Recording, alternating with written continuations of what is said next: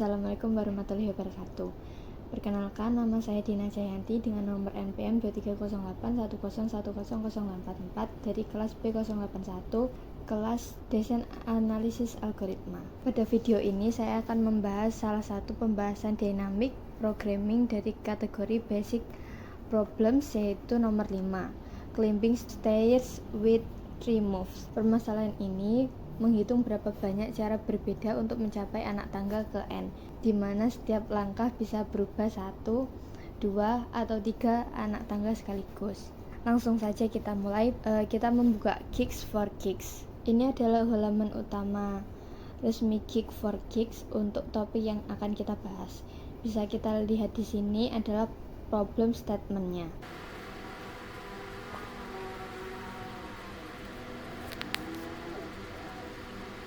Jadi masalahnya seperti ini. Diberikan sebuah anak tangga dengan N anak tangga. Dari posisi manapun kita boleh melangkah 1, 2, atau 3 anak tangga sekaligus. Pertanyaannya adalah, ada berapa banyak cara berbeda untuk sampai ke anak tangga ke N? Mari kita lihat contoh konkretnya. Untuk N sama dengan 3 dan jawabannya adalah 4. Kenapa 4? Karena ada 4 langkah kombinasi yang berbeda. 1, 1, 1, 1, 2, 2, 1, dan langsung 3. Untuk N sama dengan 4, jawabannya 7. Kombinasinya 1, 1, 1, 1, 1, 2, 1, 2, 1, 1, 1, 1, 2, 2, 2, 3, 1, dan 1, 3. Sekarang pertanyaannya adalah, kenapa masalah ini diselesaikan dengan dynamic programming? Ada 2 syarat utama yang harus dipenuhi. Pertama, overlapping subproblems. Untuk menghitung cara mencapai tangga kelima, kita butuh cara ke tangga 4, 2, dan 3. Untuk menghitung tangga keempat, kita juga butuh cara ke tangga 3 dan 2. Submasalah yang sama muncul berulang kali. Kedua, optimal substruktur. Jumlah cara mencapai tangga ke N sepenuhnya ditentukan oleh jumlah cara ke N1, N2, dan N3. Dari 2 sifat ini kita bisa turunkan rumus ke recurrence. Di sini adalah rumus recurrence. Artinya jumlah cara mencapai tangga ke N adalah jumlah cara mencapai tangga N1 ditambah N2 ditambah N3. Untuk base case-nya dp0 bernilai 1. Ini konversi, bukan berarti ada anak tangga ke 0. Nilainya 1 agar rumus tetap valid saat menghitung dp3. dp1 bernilai 1 hanya untuk 1 cara atau langkah 1. dp2 bernilai 2 cara langkah 1 atau langkah 2. Dengan rumus ini, kita tidak perlu menghitung ulang nilai yang sama. Kita simpan hasilnya dalam array, dan inilah yang disebut tabulation atau pendekatan bottom up.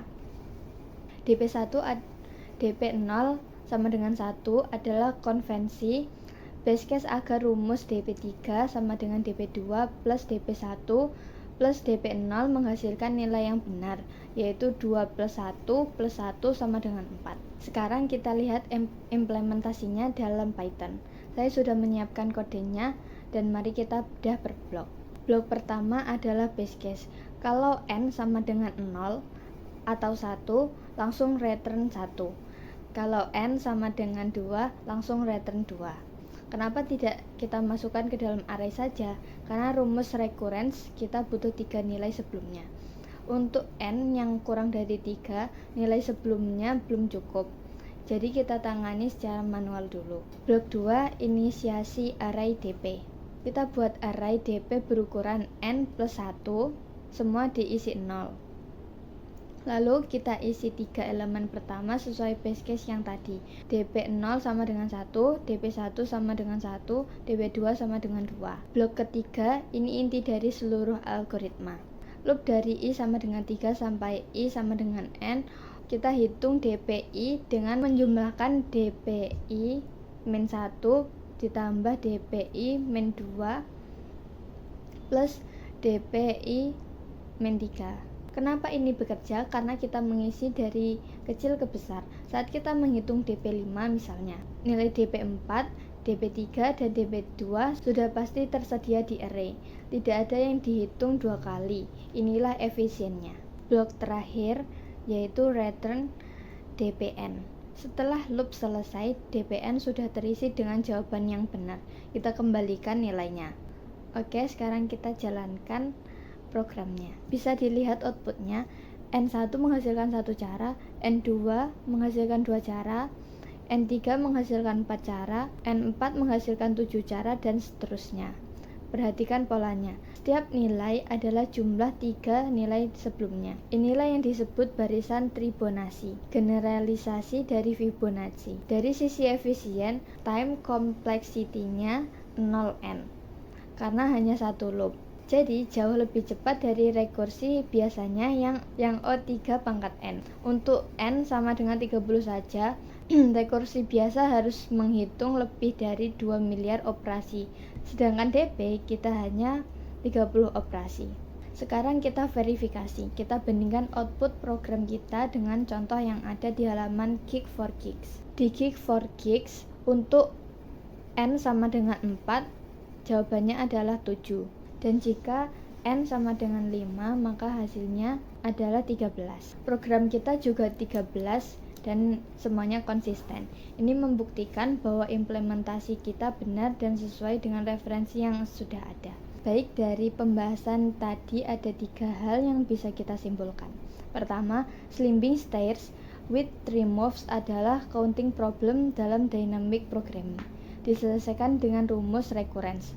DPN sama dengan DPN min 1 ditambah DPN min 2 ditambah DPN min 3. Dengan base case, DP0 sama dengan 1, DP1 sama dengan 1, DP2 sama dengan 2. Kedua, pendekatan button up atau tabulation yang kita gunakan memberikan time complexity O(n) dan space complexity O(n). Ini jauh lebih efisien dibanding rekursi biasa yang O3 pangkat n. Ketiga, teknik ini bisa digeneralisasi kalau langkah yang diizinkan bukan hanya 1, 2, 3, tapi K langkah sembarang. Rumusnya tinggal diperluas. DPN adalah jumlah DPN min 1 sampai DPN min K.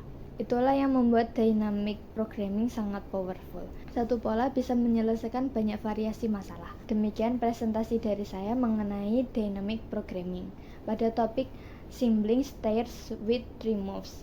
Terima kasih dan wassalamualaikum warahmatullahi wabarakatuh.